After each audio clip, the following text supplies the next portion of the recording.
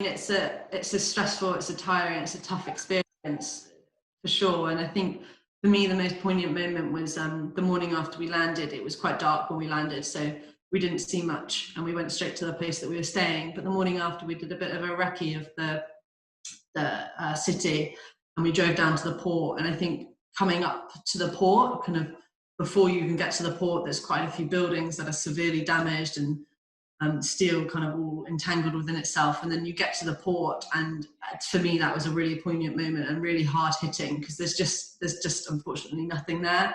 It's just all a kind of massive steel, and it's all completely flattened. So I think that moment will definitely stay with me for a long time. It's hard to forget something like that. I know you've seen pictures on the news, and obviously I looked a lot into that before deploying, but it's quite different when you're there and you see that, and you kind of see people around you. Yeah. And I think the kind of other big thing I noticed was just walking around the city. There's obviously so much damage, and a lot of it's facade damage and glass damage, but there's just glass everywhere, all over the streets. There's shattered glass from this blast. And I think that just makes you realize of how big an impact this has, because that goes on for kind of miles from the port. But it's more just the stories that you hear from them. You talk to them, and you tell them what you're doing there, and they're all very, very thankful of you being there, and they were lovely, lovely people. And I think it's the stories that you hear from them was quite emotional, because obviously this is that anyone you speak to in the city was severely affected by it, and they all have a story of how horrific it was, and just their stories of being there when that blast happened were everyone's. I heard of the, you heard this big explosion, and then there was just glass everywhere, because see all the glass shattered, and everyone just talks about how there was just like raining glass. So that was quite emotional, kind of talking to the locals and hearing them and hearing their stories. Structural engineering is quite a key skill in the humanitarian sector, and it's becoming more and more appreciated in that world. And I just wanted to use that skill, use engineering for some good, and to do a bit more than my day job, and wanted to give back. And I think SAR Aid for me is the kind of epitome of that, because you're helping people at the worst time of their lives. They've just had this horrific event happen to them, whether that's an earthquake, whether that's a blast or a hurricane.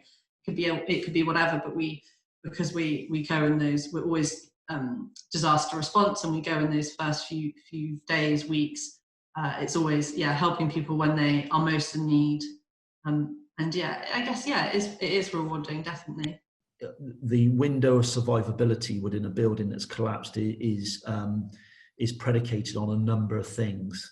One is if the individual is traumatically injured whilst they're trapped in that building, that can bring their time of survivability down quite considerably.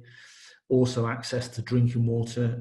As we know, the body can withstand weeks without food, but only days without water. So we work on if we take an example from an earthquake type scenario, we've worked in earthquakes around the world where we have rescued people 4 or 5 days after the earthquake. You also see on the news some of these miracle rescues where people survive 20, 30 days and beyond within a collapsed building. So we very much work to a window of survivability, and that can range anything from 5 to 15, 20 days. And it depends on the circumstances around the trapped individual.